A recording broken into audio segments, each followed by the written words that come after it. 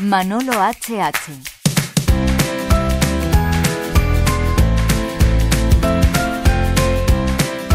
Saludos, ¿cómo están? Bienvenidos un domingo más a Historias de la Gente. Hoy es el Día Mundial contra el Acoso Escolar. Radio Nacional de España, Radio 5, colabora directamente con contenidos en su programación para visibilizar este grave problema que afecta a millones de escolares de educación primaria y educación secundaria en todo el mundo y que causa al menos 200 muertes en forma directa cada año. Tenemos hoy dos historias que contarles. La de Ivonne Pérez, que sufrió acoso escolar cuando tenía 11 años, y también la de Puri, que es madre de 5 hijos. Hay que recordar que hoy es el Día de la Madre también.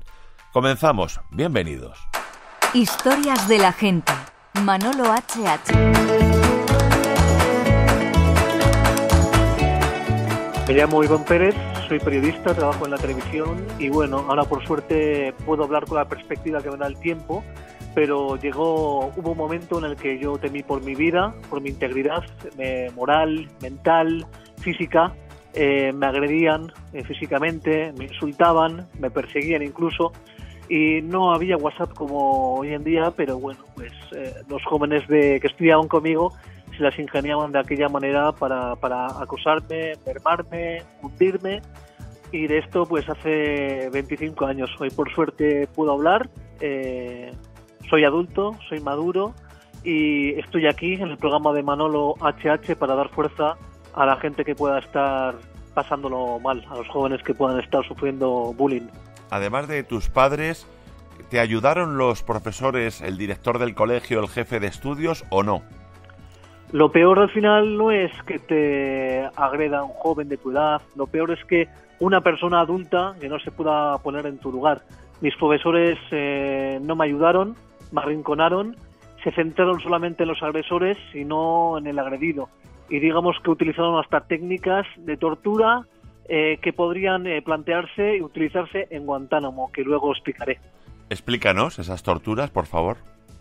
Pues yo solicité ayuda al centro y me llevaron a la psicoterapeuta del centro y me puso enfrente de un espejo y continuamente me hacía una pregunta. Y esta pregunta era pues que a ver quién me agredía, quién me insultaba. Yo le daba nombres, me repetía constantemente y la psicoterapeuta me estuvo durante más de una hora haciéndome la misma pregunta, quiero pensar, para ver si flaqueaba o no, ¿no? Y yo no hacía más que llorar, dar los nombres de la gente que me agredía, pero en vez de recibir ayuda, pues al final me agredían también. ¿Te ha quedado alguna secuela? ¿Ahora lo puedes contar con naturalidad? ¿Te cuesta hablar de este episodio, de este hecho? Hubo un momento en el que cuando me cruzaba con los agresores, con la gente que me hacía bullying, que yo pues huía, ¿no? Les rehuía, solía tener sarpullidos, ¿no? De una especie de dermatitis en el cuerpo, y hoy es el día en el que no me afecta, es decir, yo no he querido ser como mis agresores, porque al final, si te conviertes en aquello que te hicieron, les estás dando poder y estás siendo agresor. Hoy en día soy periodista, pues soy el que sale en la televisión. Yo no he cambiado, sigo siendo el mismo chico al que agredían hace 25 años. Quiero pensar que ellos han cambiado. Si no serán unos psicópatas y será gente, si no serán unos psicópatas y gente que no está preparada para vivir en la sociedad. Yo creo que la gente no es mala en sí, sino que las circunstancias nos vuelven malos y que todo el mundo tiene posibilidad de, no sé, de volverse a corregir o... Ivonne, ¿qué quieres que te diga? Ahora no estás en Madrid, estás en Álava, pero sé que algún día, el día menos pensado, quedaremos y hablaremos y comeremos.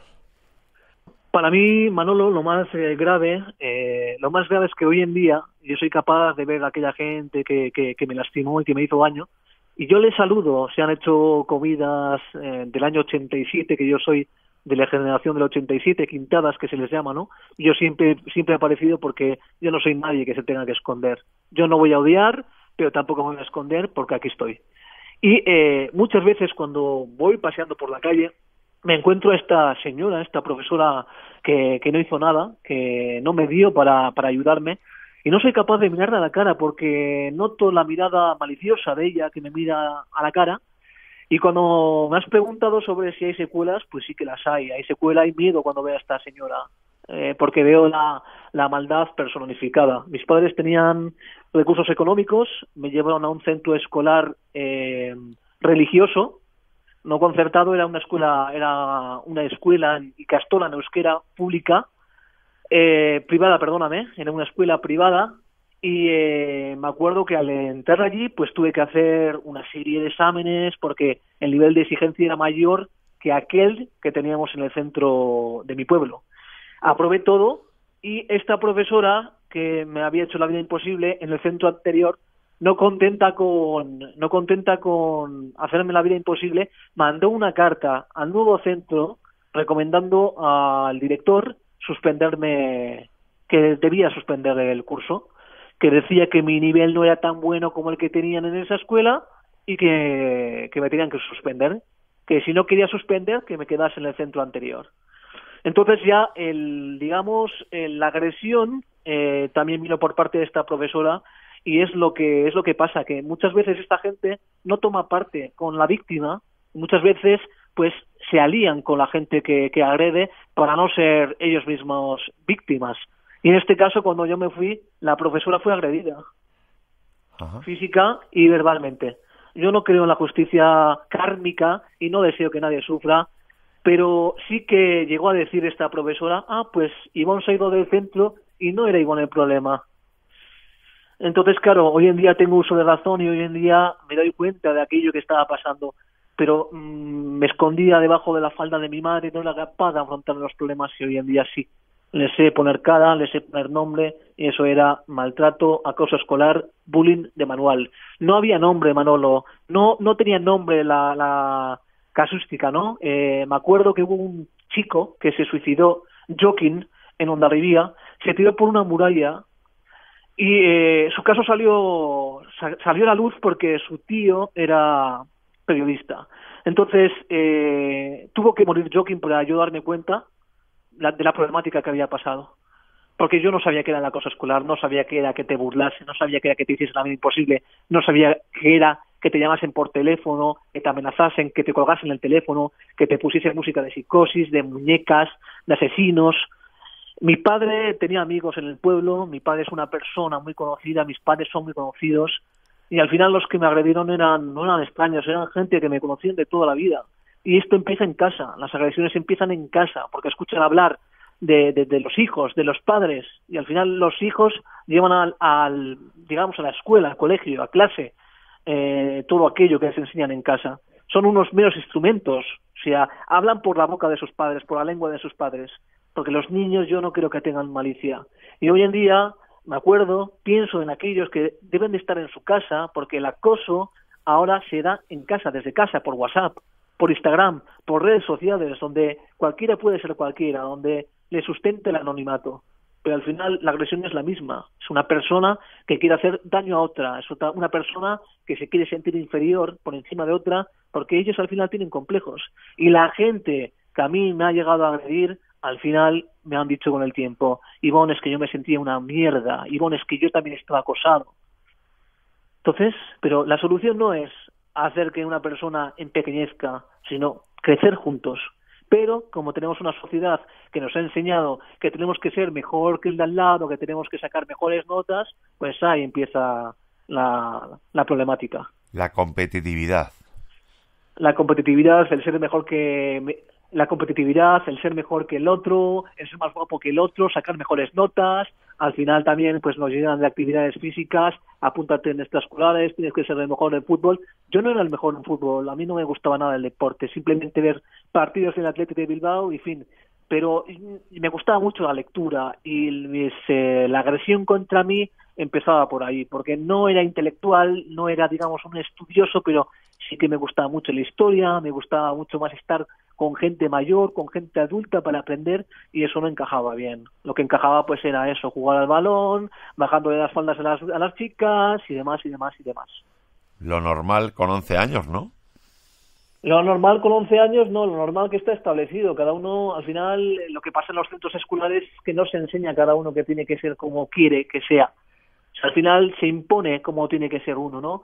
Y si tú sales siempre 1 milímetro de esa imposición y es un poco más diferente, pues a mí no me insultaban ni por ser homosexual, no me insultaban por nada, no, se puso simplemente de moda el insulto, me llamaban Pérez, me llamaban por el apellido, porque sí que había costumbre de llamar por el apellido a aquellos que teníamos apellido castellano, y ahí empezó todo.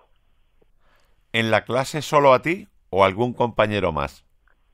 En la clase empezaron a acosarme a mí y luego hubo un compañero contra el que cargaron las hordas porque me defendía.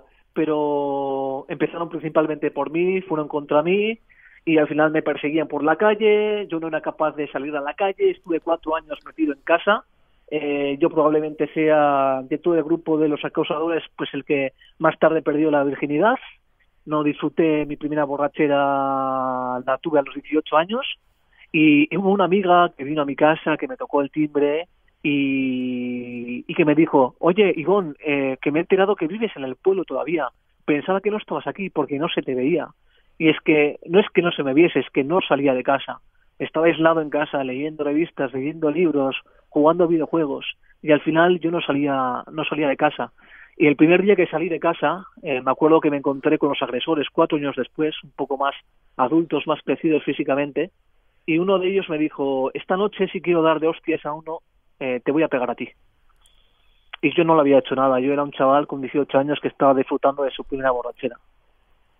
Persiguieron a mi madre con bicicletas, otra vez en fiestas empezaron a vociferar mi nombre y no decían más que Pérez, Pérez, pero daba igual, o sea, era el tono, el salir a la calle y encontrártelos. La profesora esta también que me hizo la vida imposible difundió el rumor. Mi hermana Olatz siempre ha sido mucho más valiente que yo, es una chica que tiene 20 meses menos que yo y parece más adulta, y me acuerdo que un día llegó a casa preocupadísima porque le había dicho la profesora que me había hecho la vida imposible, que se había extendido el rumor de que yo estaba en casa, o sea, que estaba ingresado en la UCI, en el hospital, grave, porque me habían dado una paliza. Y eso no lo voy a perdonar, el que una niña con 8 años llegue a casa preocupada, preguntando si su hermano está bien. Cuando vengas a Madrid, espero la llamada para seguir hablando contigo. Será un placer.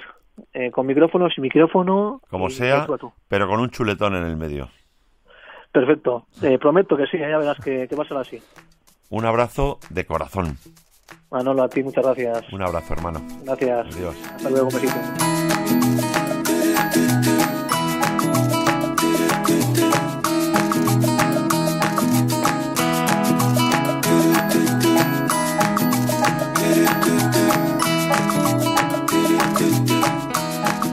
Historias de la gente.